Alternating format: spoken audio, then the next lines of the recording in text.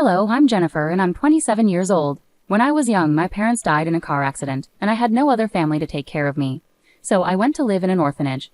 After 3 years, I was adopted by a wealthy couple. My adoptive parents were billionaires, so I had a very comfortable life. They didn't want a lot of attention about my adoption, so they kept it private. They preferred to help quietly. When I grew up and moved into my own place, my adoptive parents decided to expand their business and traveled around Europe for new opportunities. During this time, I met Jack, who is now my ex-husband. We met in college and liked each other right away. Jack was cheerful and caring, and the more we talked, the more I liked him. Our dates eventually led us to become a couple. We had a great relationship, but there was one issue. Jack's family didn't like me. The first time I met them was right after Jack and I graduated from college. He waited until we both had good jobs and were settled in our lives before introducing me to his parents. Jack had warned me that his parents could be a bit judgmental about their children's partners, so he wanted me to make a good impression. I didn't mind, but I was very nervous about meeting them. By the time Jack introduced me to his parents, we had been dating for 4 years and were already engaged. I figured this might be a problem for his parents since they hadn't met me as his girlfriend. I remember being really worried about it and talking to Jack about my fears the day before we were supposed to meet them. "They're going to hate me, Jack." "They won't, I promise," Jack reassured me. "Don't you think they'll be shocked to find out we're engaged?" "Well, yeah, but I don't think it will be that big of a deal." "Are you serious right now? You were worried about introducing me to them because you know how judgmental they are, and you think introducing me as your fiancé won't make them judge me even more."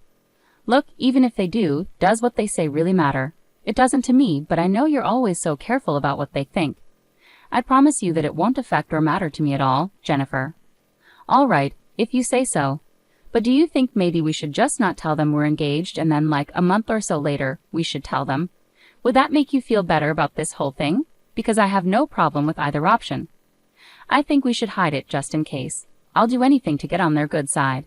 "You have nothing to worry about. I'll be there with you no matter what." "Thanks, Jack." The reason I was so anxious was because every time I suggested Jack tell his parents about me, he made a big deal about them not approving. Now I understood why. Jack's family was very wealthy and loved luxury. They wanted the same for their children and only accepted their dating choices if they came from wealthy backgrounds, equal or richer than theirs. Compared to their lifestyle, mine wasn't rich at all. I hadn't told Jack about my family because I didn't see the point. When I finally realized why he was so insistent on keeping me hidden from his parents, I felt it was even less necessary for them to know about my background. I wanted them to like me for who I am, not for my family's money. Naively, I believed they would appreciate me that way, but I was wrong. We decided to meet Jack's parents at a fancy restaurant. Jack held my hand as we walked in. I wore my engagement ring on a necklace to keep it close, but not obvious. When we reached our table, his parents already seemed annoyed. Jack warned me they were strict about punctuality, and we were 2 minutes late. Not a good start. His parents gave me a quick look of disapproval and then ignored me while they talked to Jack. I felt really small in their presence. The longer they ignored me, the more I wanted to leave. I kept quiet until Jack finally introduced me.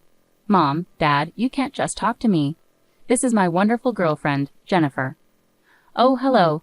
It's a pleasure to meet both of you," I said. "Hi. I wish I could say the same." "Mom, what?" "I'm just telling the truth. So Jennifer, Jack mentioned you both met in college. Is that correct?" "Yes, we did. We had some classes together." "And how did you manage to afford that college? It's known for its high tuition and selectivity." "Dad, that's enough." "Jack, don't speak to your father like that. He's asking a reasonable question. Jennifer, please answer." "I had a full scholarship. I'm really grateful for the opportunity because I learned a lot and met Jack, which has been wonderful." "Well, meeting Jack must be one of the best things that's happened to you. He's wealthy and you seem to need that kind of money. At least you're smart because your looks aren't all that impressive, you know." "You know what? That's enough. We're leaving. Come on, Jennifer." Jack grabbed my hand and we walked out. I was shocked by how his parents had treated me. It was hard to believe that people could be so openly mean to someone's face. I was too stunned to even process my feelings. The car ride home was silent because Jack was furious. When we got home, Jack made sure I was okay, but honestly, I didn't know how to feel at that moment. I had dressed nicely and behaved politely. I didn't order anything extravagant, yet Rose and Tom had already formed their opinion of me without even talking to me. After that incident, Jack didn't speak to his parents for a while. They texted him, accusing us of disrespect for leaving lunch early. Jack didn't reply until a month later when he texted them to announce our engagement. After threatening his parents with no contact if they opposed me, they'd offered to pay for our wedding under the condition they made all the decisions. Jack and I didn't want that, so we chose to elope instead. My parents, who were in Europe, were supportive and even sent us a generous gift. Jack was surprised by the expensive painting they sent, but I didn't think much of it given their wealth. After getting married, we attended a party hosted by Rose and Tom to celebrate their anniversary. Despite their previous disapproval, I was actually glad they invited me. However, when we arrived, I was completely ignored by everyone there. It was more humiliating than being ignored by just two people. I stuck close to Jack, but no one made an effort to talk to me. If I tried to join a conversation, people either ignored me or walked away, or they continued chatting with Jack without acknowledging me. By the end of the night, I was in tears. I felt humiliated and deeply hurt by everyone's behavior. The crowd asked Rose and Tom to give a speech, and as they spoke, I felt increasingly exhausted and just wanted to leave. However, their speech began with gratitude for everyone in the room except me. It felt like a series of jabs directed at me, which the guests found amusing. Unable to bear it any longer, I got up and left. I took an Uber home, crying the whole way until Jack returned. When he arrived, he seemed upset and frustrated. "Why did you walk out like that? Do you realize how embarrassing that was for me?" "What? What are you talking about?" "Don't pretend you don't understand, Jennifer. I had to endure my parents yelling at me and the guests pitying me for being with you." "Are you serious? What about how humiliating it was for me?" "Come on, Jennifer. You could have toughed it out for one night. It was my parents' anniversary after all." "I was ignored by everyone, and your parents chose to mock me in their speech. How could I possibly be okay with that? I'm not saying what they did was right, but you could have just endured it. I would have talked to them about it afterward. What good would that have done for me? I don't like being in situations where I'm humiliated. Everyone was laughing at me. You've never experienced that, so it's easy for you to brush this off. My parents and I expect an apology from you. I'm not apologizing unless they apologize to me first. You want an apology? I don't see why I should apologize to you. You've always defended me before. Why is this any different?" "This is different because you embarrassed my family in front of everyone. And your parents humiliated me, your wife, in front of all their guests. Maybe my parents were right about you. You're impossible." With that, Jack went to sleep in the guest bedroom. I couldn't understand why he suddenly changed his attitude.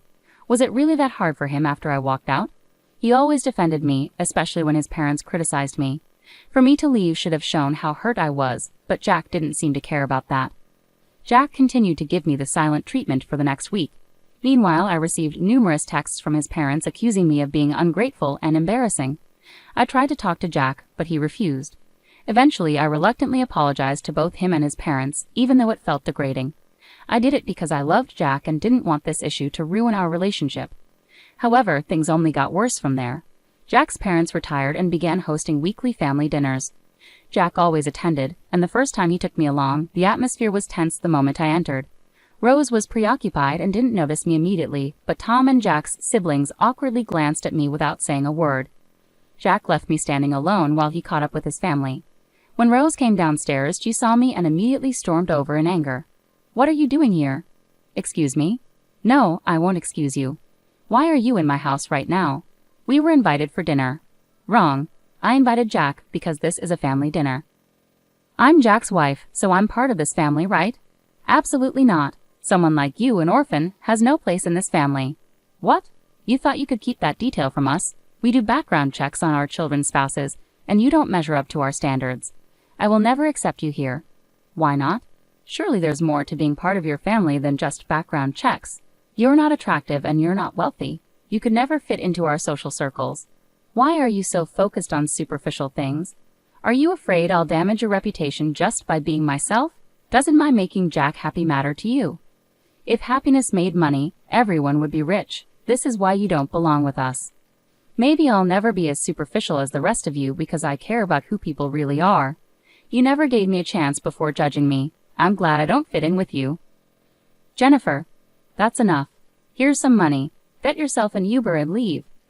I stared at Jack in disbelief as he handed me the money. Tears welled up in my eyes as I walked out and cried in the Uber again. I couldn't understand why Jack had changed so suddenly. Was he trying to appease his parents after the party? Whatever it was, I felt hurt and angry at him. He stood by while his parents insulted my past, something he usually defended me from. I wanted to scream and shout, but I knew it wouldn't help. Instead, I walked away. I reflected on whether I had said anything wrong, but I couldn't see how. I was just standing up for myself, calmly at that. Jack continued not to speak to me after he came home. My heart was breaking, and I felt utterly alone. I knew he expected me to apologize again, but I couldn't bring myself to do it like last time. Rose had insulted me deeply, and Jack seemed angry at me for it. If anything, I felt like he owed me an apology. For the next 2 weeks, Jack and I didn't talk. It was tough at first, but I eventually got used to it. His family's dinners continued, and I found myself home alone most evenings, which honestly didn't bother me. Hey Dad, hey Mom, things aren't going well. Why? What's wrong, sweetie? If you need help with anything, just let us know. I don't think this is something you guys can help with, but thanks for offering. Where's Jack? Isn't he helping? That's the issue. He's part of the problem. Could you explain what's going on, sweetie? Well, his parents are wealthy and very snobbish. Oh, we can't stand people like that. Tell me about it. Anyway, they saw me as some poor girl who could never measure up to their standards or fit into their elite circles, so they made a point to humiliate me every chance they got. Damn, that's awful. Oh, and last time I was there, Jack's mom decided to insult me by calling me an orphan. That woman, I want to give her a piece of my mind. How dare she say that about my precious child? Don't they know about us? And what has Jack been doing through all this? I didn't tell them about you guys because I knew it would change their opinion of me, and I wanted them to like me for who I am, not for my background. And as for Jack, he's taking their side. He thinks I was out of line for standing up for myself. Honey, are you sure this is the man you want to be with? I love him a lot, but this isn't how I imagined things. We haven't spoken in 2 weeks, and surprisingly, I'm okay with that. All right, sweetie, I'll connect you with one of my friends there. Don't worry about us not being able to help. Actually, we might be able to help you get some sweet revenge. Huh? What do you mean? Your dad and I are coming there next week. We originally planned a vacation for you and Jack, but now it'll just be us. More time for us to do things together, I suppose. Really? Oh my God, I'm so excited to see both of you in person again. That lifted my spirits. Finally, I felt happy after so long. The three of us continued chatting. Dad discussed his plan to assist me. Eventually, he asked about the location of these dinners Jack's parents hosted. As far as I knew, they alternated between their home and restaurants. Conveniently, the upcoming week's dinner was scheduled at a restaurant. I needed to find out where exactly it would be held so I could tell my parents.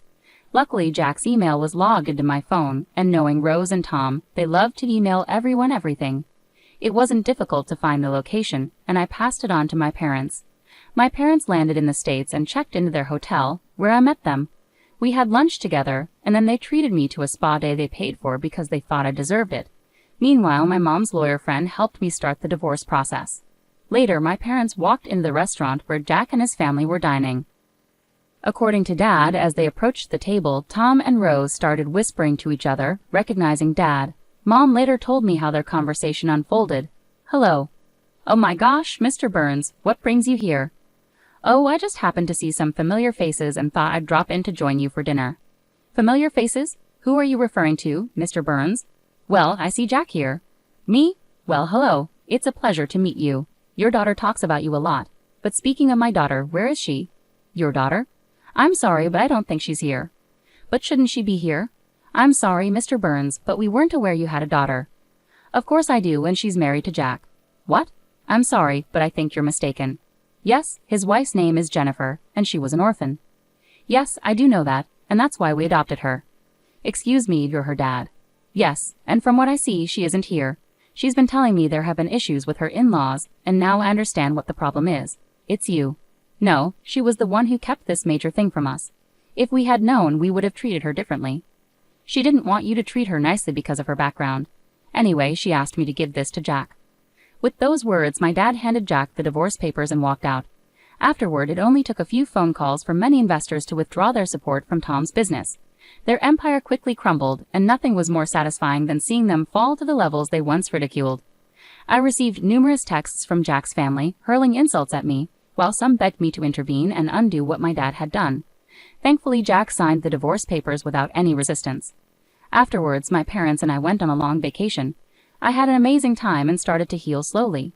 Losing the love of my life hurt, but I also learned the importance of standing up for myself.